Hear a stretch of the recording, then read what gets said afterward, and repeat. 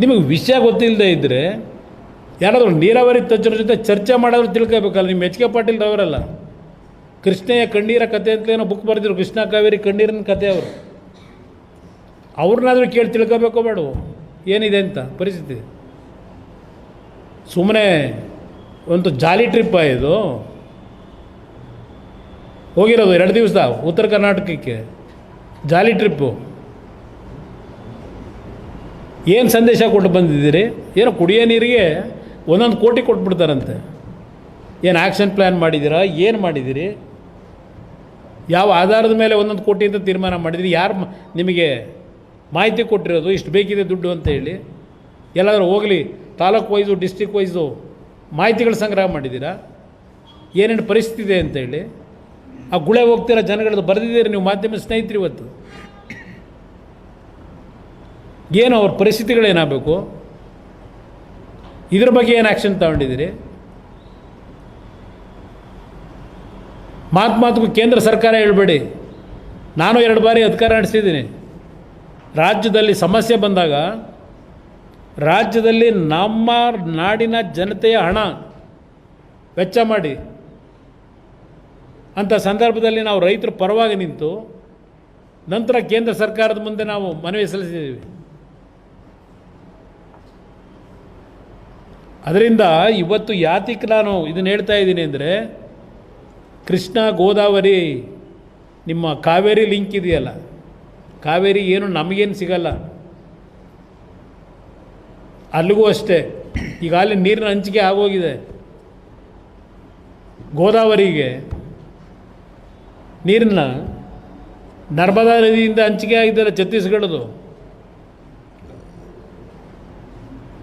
ಅಲ್ಲಿ ಏನೇನು ಹೇಳಿಕೆ ಕೊಟ್ಟವ್ರೆ, ಏನು ಮಾಡಿದ್ದಾರೆ ತೀರ್ಮಾನ, ನಿಮ್ಮ ಇಂಜಿನಿಯರ್ ಹತ್ರ ಚರ್ಚೆ ಮಾಡಿ ಏನೇನಾಗಿದೆ ನಿಮ್ಮ ಹತ್ರ ಮಾಹಿತಿ ಇಲ್ಲದೆ ಇದ್ದರೆ ಇದನ್ನು ಜನಗಳ ಮುಂದೆ ಈ ರೀತಿ ಹೇಳಿ ನಕಪಾಟ್ಲಿಗೀಡಾಗಬೇಡಿ. ಇದು ನಿಜಕ್ಕೂ ಇಂಥ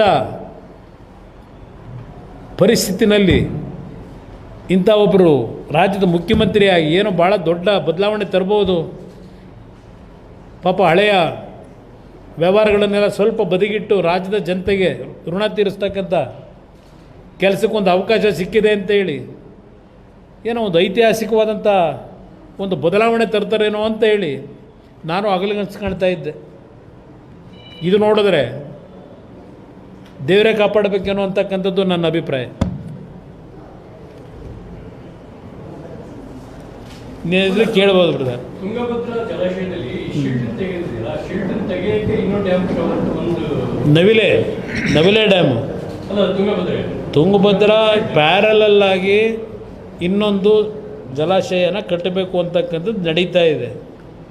ಅದು ಆಗಬೇಕು ಅಂದರೆ ಇನ್ನೊಂದು ಜಲಾಶಯ ಕಟ್ತಕ್ಕಂಥದ್ದಕ್ಕೂ ಪಕ್ಕದ ರಾಜ್ಯಗಳೇನಿದ್ದಾವೆ ಆ ಬೇಸಿನಲ್ಲಿ ಬರ್ತಕ್ಕಂಥ ತೆಲಂಗಾಣ ಮತ್ತು ಆಂಧ್ರ ಪ್ರದೇಶದ್ದು ಬಂದರೆ ಅವರು ಅದಕ್ಕೆ ಪರ್ಮಿಷನ್ ಕೊಡಬೇಕಲ್ಲ, ಚರ್ಚೆ ಮಾಡಬೇಕಲ್ಲ. ಎಲ್ಲ ಏನೇನು ಚರ್ಚೆ ಮಾಡೋರೋ ಗೊತ್ತಿಲ್ಲ. ಕರೆದು ಅಪೋಸಿಷನ್ನ ಕರೆದು ಒಂದು ಚರ್ಚೆ ಮಾಡಬೇಕಲ್ಲ, ಏನೇನಾಗಿದೆ. ಪಾಪ ಕರ್ಕೊಂಡೋಗಿ ಎಲ್ಲರನ್ನೂ ಬಟನ್ ಒತ್ಸವ್ರೆ, ಅದರಲ್ಲಿ ಏನೇನು ತೀರ್ಮಾನ ಮಾಡ್ಕೊಂಡವ್ರೆ, ಚರ್ಚೆ ಮಾಡಿದ್ದೀವಿ ಅಂದರು. ಎಲ್ಲರೂ ಸಮ್ಮತಿ ತಗೋತಾ ಇದ್ದೀವಿ ಅಂದರು. ಯಾವುದಕ್ಕೆ ಸಮ್ಮತಿ ತಗೋತಾವ್ರೆ? ಆ ನವಿಲೆ ಡ್ಯಾಮ್ ಕಟ್ಟಲಿಕ್ಕೆ ದುಡ್ಡು ಯಾರು ಕೊಡ್ತಾರೆ? ಇದೆಲ್ಲ ಚರ್ಚೆ ಏನೇನಾಗಿದೆ? ವಿರೋಧ ಪಕ್ಷದಲ್ಲಿ ಕರೆದು ಚರ್ಚೆ ಮಾಡಬೇಕಲ್ವ. ಇವತ್ತವರೆಗೆ ನಮ್ಗೆ ಏನು ಗೊತ್ತಿಲ್ಲ, ಬರೀ ಪತ್ರಿಕೆಯಲ್ಲಿ ಬರೋದು ನೋಡ್ತಾ ಇದ್ದೀವಿ, ಫೋಟೋ ನೋಡ್ತಾ ಇದ್ದೀವಿ. ಇದು ಬಿಟ್ಟರೆ ನಮಗೆಲ್ಲ ಏನೂ ಗೊತ್ತಿಲ್ಲ ಏನು ನಡೀತಿದೆ ಅಂತ.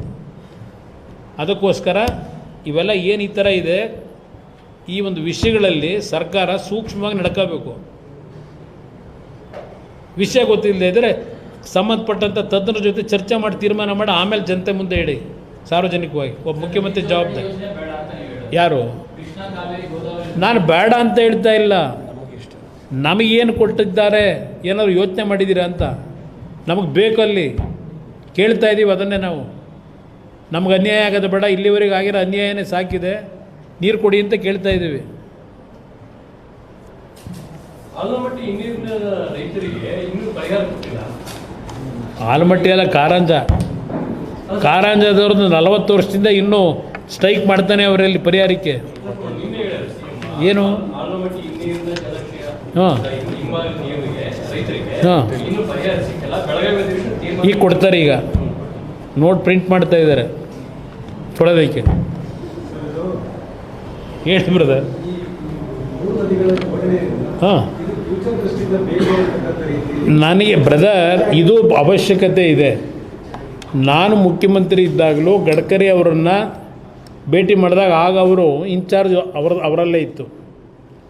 ಆಗ ಅವರು ಇಲ್ಲ ಯಾತಕ್ಕೆ ವರಿ ಮಾಡ್ತೀರಿ, ಕೃಷ್ಣ ಗೋದಾವರಿ ಕಾವೇರಿ ಲಿಂಕ್ ಮಾಡಿದಾಗ ನಿಮಗೂ ಅದರೆಲ್ಲ ಅನುಕೂಲ ಆಗುತ್ತೆ ಅಂತ ಹೇಳಿದರು.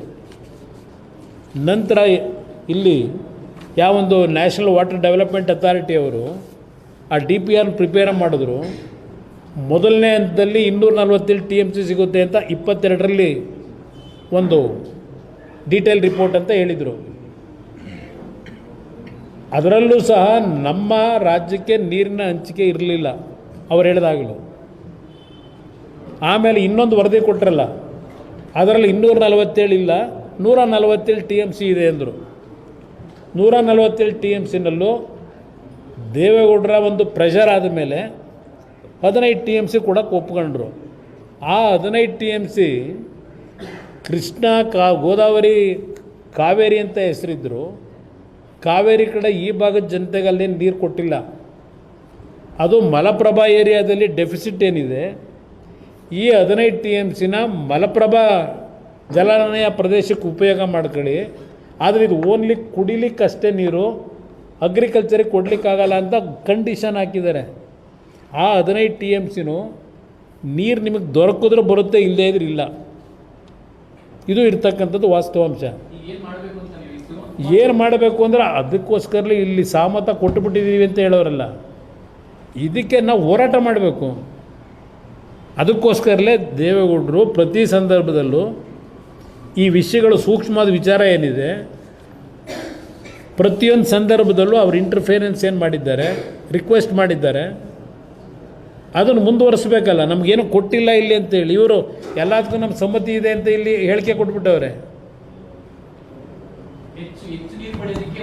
ಹೋರಾಟ ಮಾಡಬೇಕಲ್ವ, ಕೇಳಬೇಕಲ್ವ, ಹೋಗಿ ಮಾಡಬೇಕು ಹೋರಾಟ. ಅದನ್ನು ನಾನು ಹೇಳ್ತಾ ಇದ್ದೀನಿ. ಈ ಥರ ಹೇಳಿಕೆ ಕೊಟ್ಬಿಟ್ರೆ ಆಮೇಲೆ ಮುಂದೇನು ಮಾಡ್ಕೊತೀರಿ? ಸಾರ್ವಜನಿಕವಾಗಿ ಸಮ್ಮತಿ ಕೊಟ್ಬಿಟ್ಟಿದ್ದೀವಿ ಅಂತ ಹೇಳಿದ್ರೆ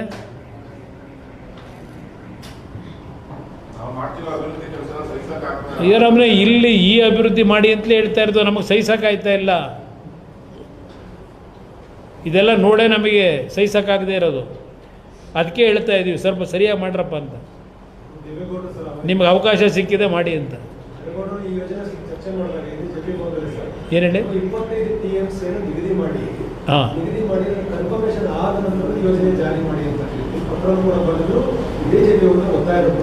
ಹಾಂ,